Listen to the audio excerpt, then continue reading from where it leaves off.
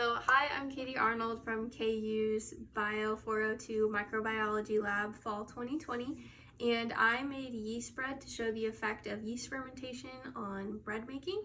And fermentation is the process in which microorganisms break down glucose in the presence of oxygen to make energy. And yeast fermentation specifically produces carbon dioxide and ethanol, which is an alcohol, which we'll see is very important in bread making. Okay, so the materials for this project in order to make yeast bread were we needed salt, sugar, flour, the yeast, and measuring cups, mixing bowls, and a spatula and different tools.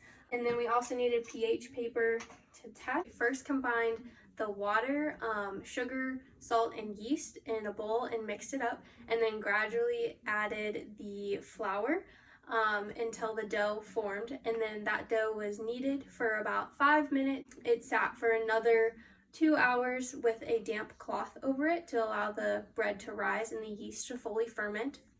And then in the non-yeast sample, the yeast was obviously left out, so everything was repeated exactly the same, except the yeast just wasn't added. Okay, so in our experiment, our positive control was store-bought yeast bread. So this was our store-bought bread. It has yeast in the ingredients, so that was our positive control. And for our negative control, we made bread without yeast in it. And so that was the homemade recipe with everything the same except for the addition of yeast. It didn't have yeast in it. And so one of our first indicators of success in yeast fermentation was the ability of the yeast bread to rise. So as you can see, compared to our yeast bread and our non-yeast bread, the bread is much higher, it's much wider and thicker, so it was able to rise. And if we compare that to our positive control, the dimensions were actually very similar, so that was an indication of success of the fermentation. And then our second indication of successful fermentation was the presence of air pockets in the yeast.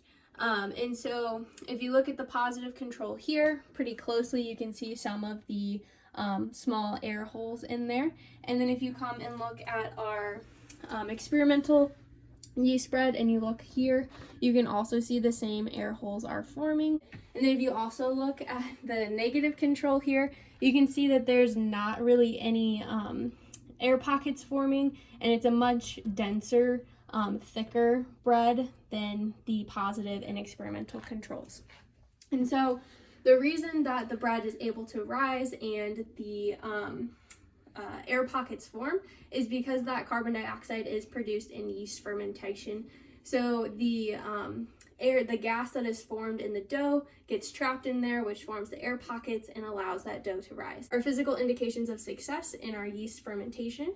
And then if you come over here, we have kind of a supplemental test because we weren't able to directly test the pH of the yeast bread itself, of the yeast dough or yeast bread itself. So what we did is we made 2 jars. We added sugar, water to both. So there were 2 cups of water and a tablespoon of sugar in each one. And then one of them, obviously, we added yeast to, and another one we didn't. And so this was the same ingredients that were used, the bread itself, so it simulated a very similar environment. And then we tested the pH. And so basically, in the sugar water sample, the pH was about 7 to 8. Our pH strips have been sitting here for a little bit, so they're not very accurate. And then the pH of the yeast fermented sugar water was about 5 exactly.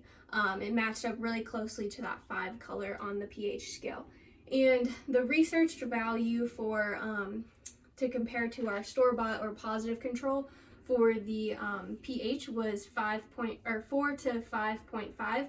So our experimental yeast bread was another successful indicator of fermentation in our results because the pH fell within that range. So the reason that the pH of the yeast bread was lower than the pH of the non-yeast bread was because, like I said, the fermentation of yeast, one of the products is ethanol, which is an alcohol, and the dissociation of hydrogen ions in that solution caused the pH to lower versus when there's no yeast added.